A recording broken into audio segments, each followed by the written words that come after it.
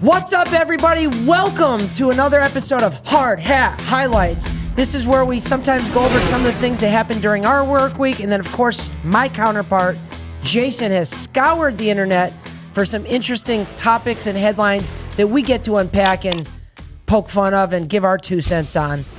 And so, if you haven't subscribed to our YouTube channel, please do so. It's GlazzGuy, GlazzGuy. We'd love your subscription. This is where we host all of our hard hat highlights. But without further ado, Jason Ryback, how the hell are you? I am doing great. Although I'd be doing much better if we weren't sitting here talking about another hurricane headed straight towards us. I can't believe it. I can't believe it. What is going on this year? Cloud seeding. A lot of cloud seeding. It's a lot, something. You just showed me, too. This storm is like going away from us, and then it's going to take a 180-degree turn and come back and basically dump on us. Yeah, it's like, I forgot to fuck Florida. Let me come back. Yeah, let me do a little bit more. That's crazy. God, if you're listening, yeah, we've had enough of this here in Southeast. However, tap out. We do. Well, although with all these tragedies, you and I know better than anybody, something good always comes out of these things, and it's hard to find that. That's true. It is hard to find. That's true. But they're saying that people are going to start fleeing the state because of this. What do you think?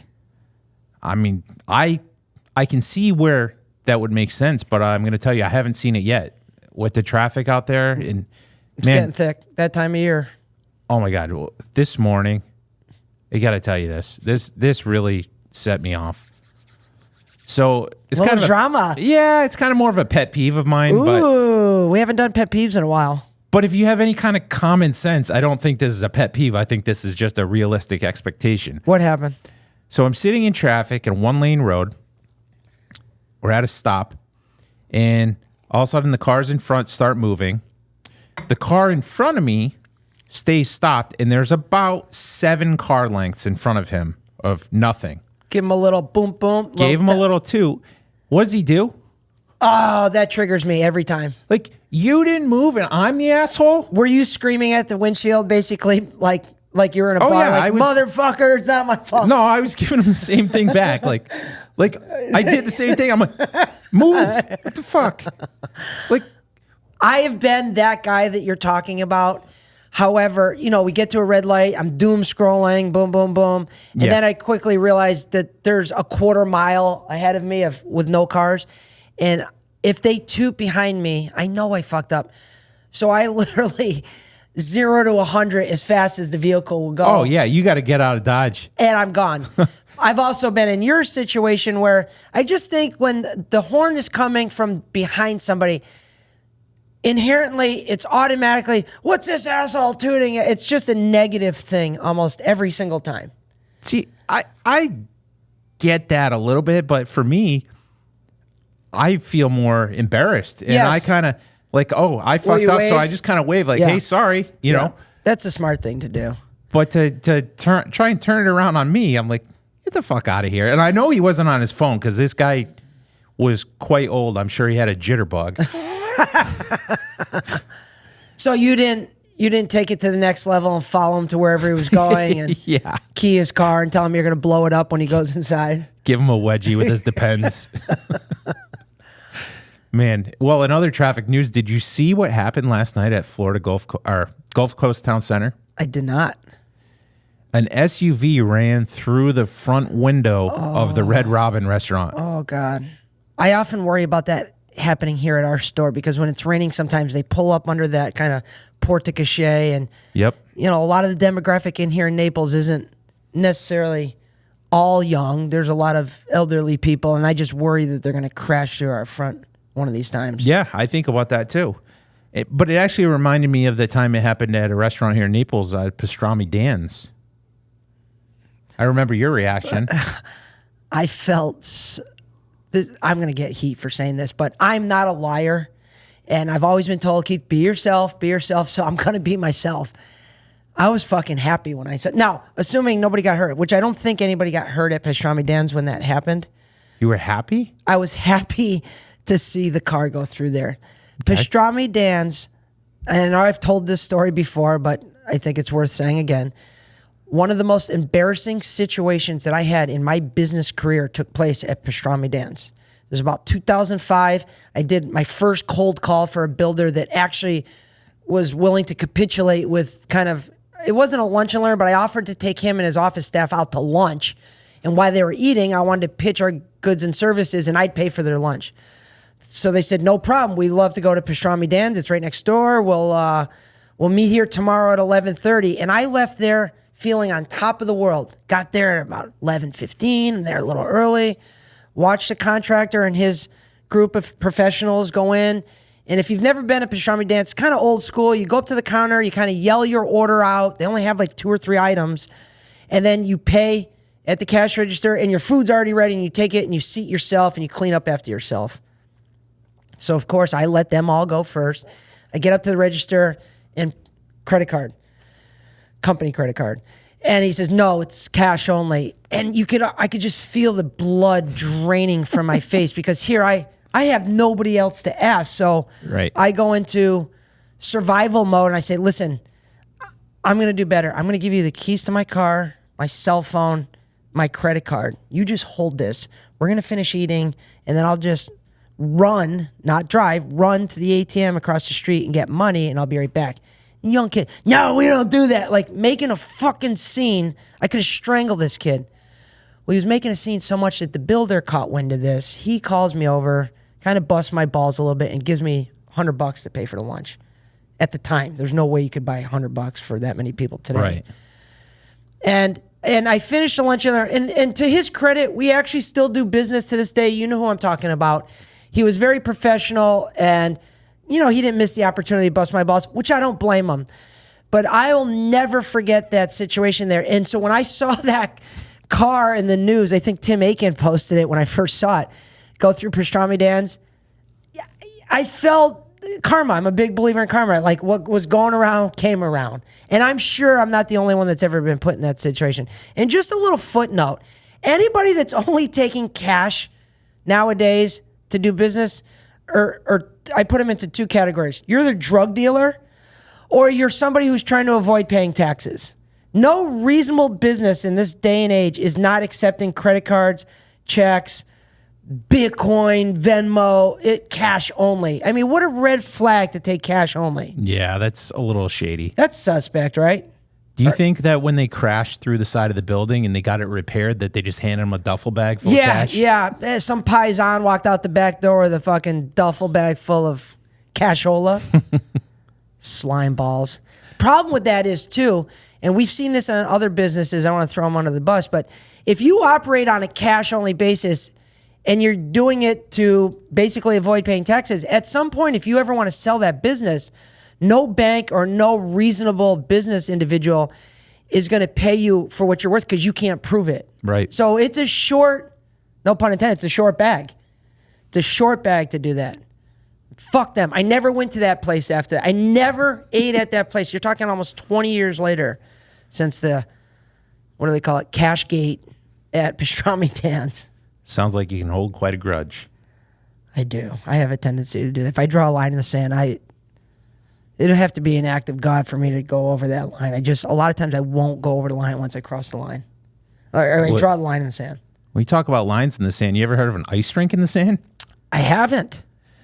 So apparently over in West Palm Beach, there's a hotel called The Ben, and they have an outdoor ice rink with real ice. No shit. And there's no tent or anything over this? This is just a rink out in the sun? Outdoor rink. That's cool. Yeah, so apparently there are aluminum coils beneath that help keep the ice frozen even in the heat.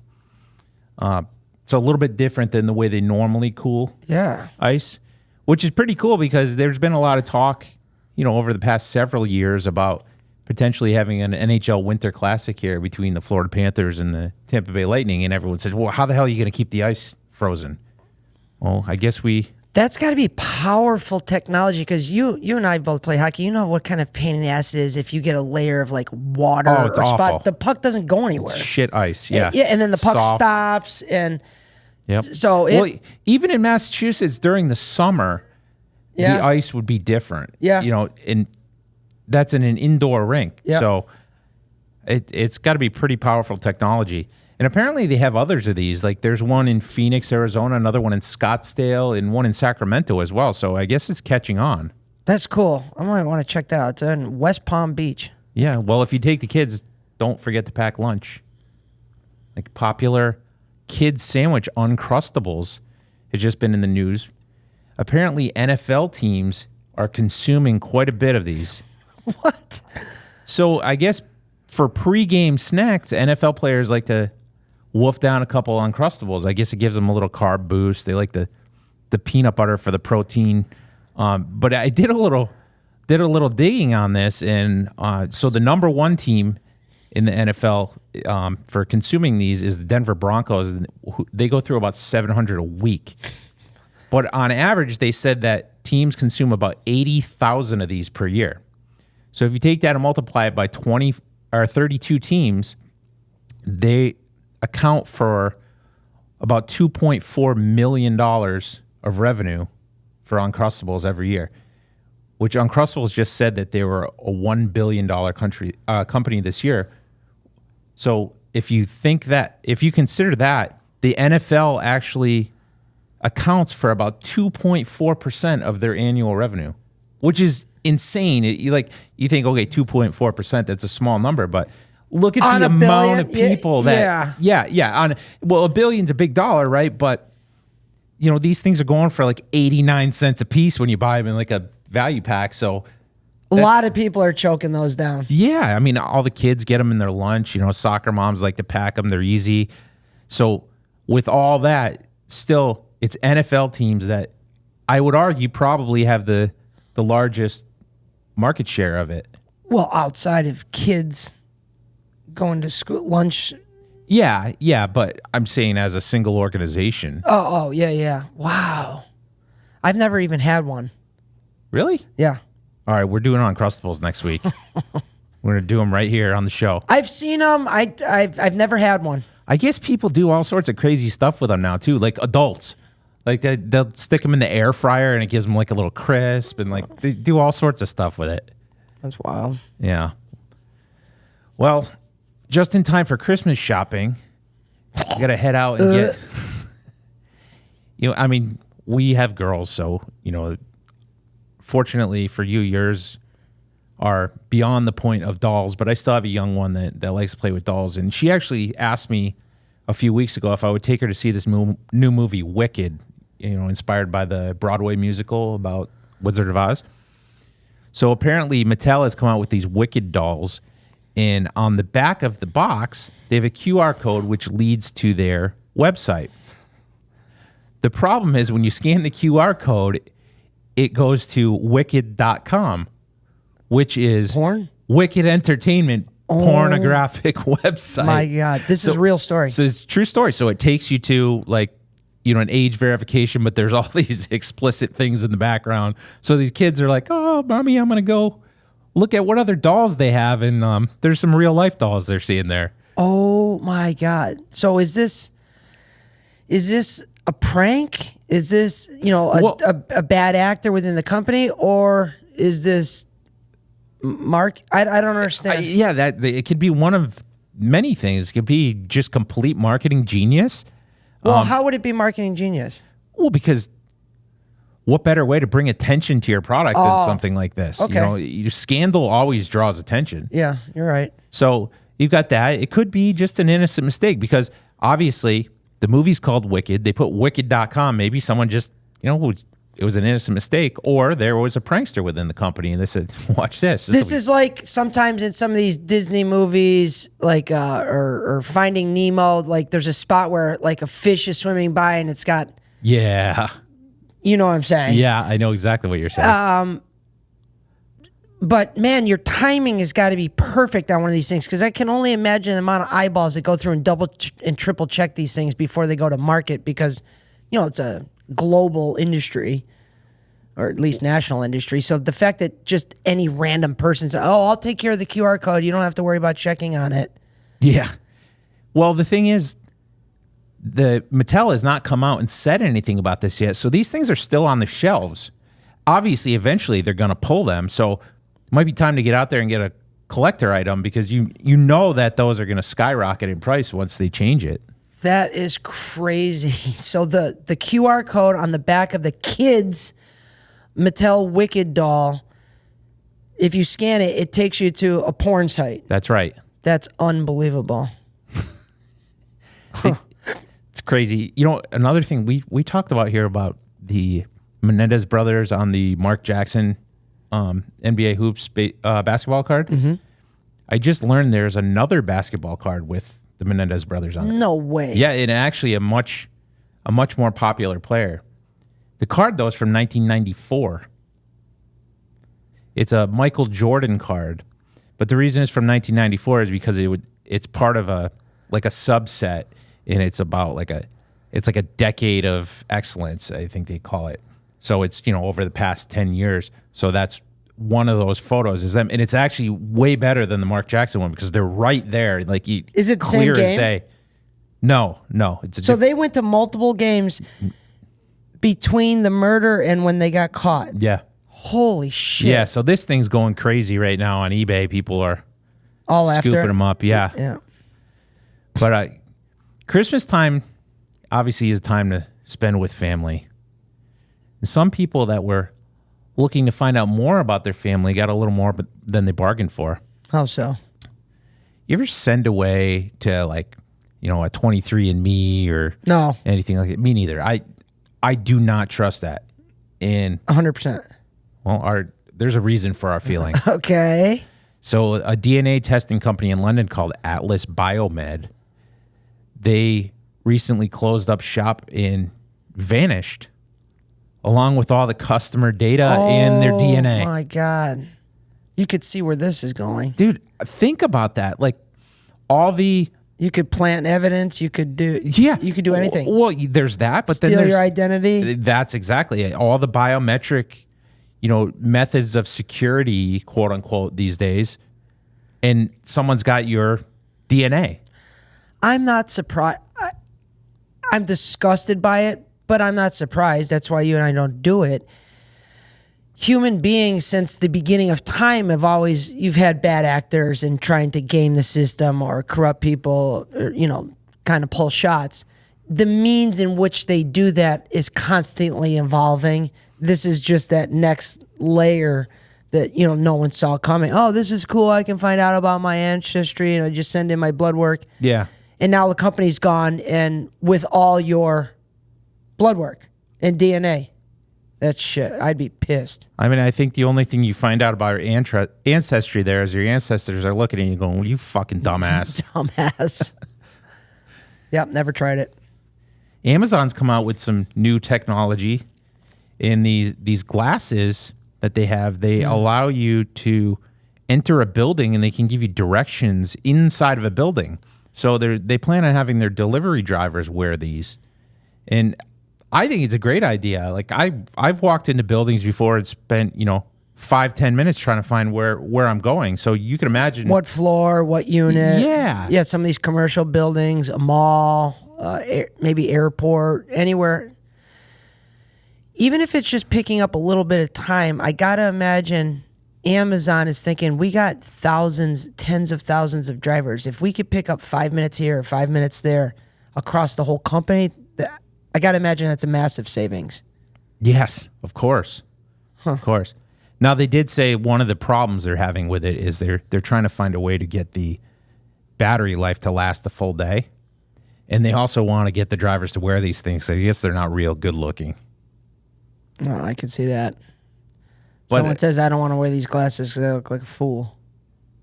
Yeah, well, they look like a fool anyway, so. What about, I felt that way wearing the mask. I didn't like wearing the mask. I was very insecure about that. Hated the mask.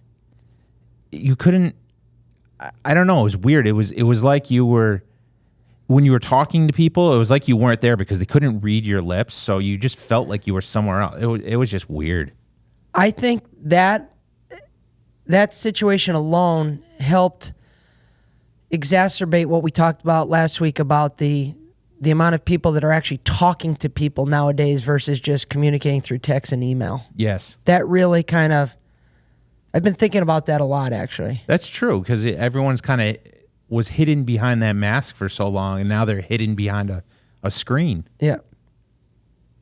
Well, we saw former President Trump is now President-elect Trump, and he's starting to roll out some of the things that he intends on doing, and one of which is imposing tariffs on companies that are manufacturing in China. And we're already starting to see results with these companies proactively pulling out of China in the manufacturing sector. And I think you just saw that the other day too with you had a visitor come in that was talking about that. Not only was it a new potential client, a good one, he went out of his way to say, I'm currently buying a lot of this custom stuff overseas, because he's getting it cheaper. Right. I mean, let's face it, it was a business decision. I get it. But he says, I've built up a name for ourselves now where I'm not necessarily concerned with price as much as long-lasting relationships and definitely reliable time frames. And he goes, with the proposed tariffs that could be going against one of our biggest adversaries, China, he goes, it just makes sense for me to partner up with someone here in the States. And he was telling me this to my face. I said, wow, this is great. And this maybe is just the beginning. So yeah, you see it in the news. You're like, it's really not going to affect us. No. We've already given this guy like 3 quotes. Brace has already given him like 3 quotes. That's great. So I commend this gentleman on being forward thinking, but I also think it's going to spark a lot more innovation, manufacturing, lead us to kind of fend for ourselves a little bit more, not rely on everybody else, which I think is a good thing. It's going to take a while, but I think it's a good thing. It's certainly much needed. You can't put all your eggs in one basket. No, especially against your biggest adversary. Right. One of the other things, did you see this other thing he wants to implement? He wants to cap credit card interest rates at 10%. What is an average? The current average. I don't pay interest on a credit card. I've disciplined myself enough that I pay at the end of the 30 days as not to have to take on any penalty. And I think that would put you probably in the top 5% of people. Yeah. There was a time in my smart. life where I had to do that. Sure. You're starting off. You're willing to pay that interest just so you can have some capital. Of course. Yeah. Or an emergency, whatever it may be. Yeah. But the current average is 28.75%. Holy shit. Yeah. This is the credit card company, not the mob. Yeah. Well, one and the same. But did you know that until 1980, that the average interest rate was anywhere between 6 and 10%, and it was actually capped at 18%? 18 is still high. I can't believe it's 28%. I mean, this is why people are being buried in debt. Well, here's what happened.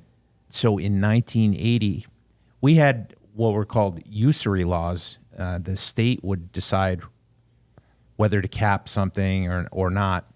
And in 1980, the courts decided that was only applicable to loans and not credit cards, which were relatively new at the time.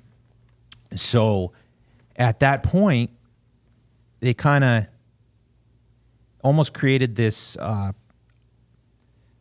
endless ceiling for interest rates. So it's interestingly enough, if you really look at it, a lot of these credit card companies reside in certain states because they go to these certain areas. Like, for example, Citibank, I believe, started in New York, and then they moved to South Dakota because they could get higher interest rates in that state. Yeah, they weren't moving there because of the weather. Yeah, there's a bunch of them I know in Rhode Island. So I think that bringing this interest rate down to 10% nationwide is going to help extremely. Like, just think about the money that people are going to save, and then it will spur more investment. It will also help businesses, businesses that are just starting off that may have to rely on a credit card. I think it's great. I would love to see that. That 28.75%, that's ludicrous. It is. It is. That's out of control. I mean, think that's more than a quarter of the money they lend you. You're paying them in addition. Yeah, it's crazy. Just for lending it to you. That literally is like the mob, like you said. Yeah.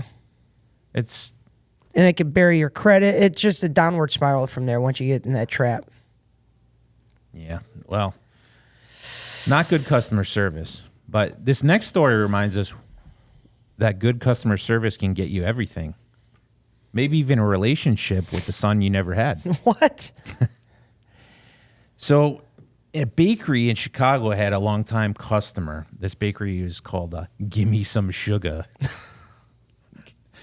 But they had a longtime customer who went, you gotta love that, went to this bakery specifically because not because he enjoyed the product, but also because he enjoyed the company there. He experienced good customer service and he loved to chat with the owner. I got 3 places like that I go to. The food, 7 out of 10, or 1 out of 10 is probably a 7. The service is awesome, so I go there. So I completely get that. So it turns out after going here for several years, this gentleman who was now 50 had been for some time, he was orphaned as a child, as an infant. And so he had been searching for his biological mother for several years. And one day he got a phone call, and on the phone, the caller ID showed, "Give me some sugar." He's like, why the hell's a bakery calling me? It's kind of weird.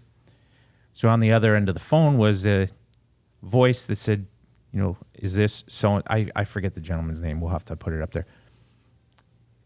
Is this so-and-so? Well, yeah, I'm your biological mother. The woman he had been chatting with for years, the owner of the bakery, turned out to be this man's biological mother. That is the most wild coincidence ever. So he had no idea. He wasn't even looking for his family at the time. He just liked going to this bakery every day because of the customer service. Right.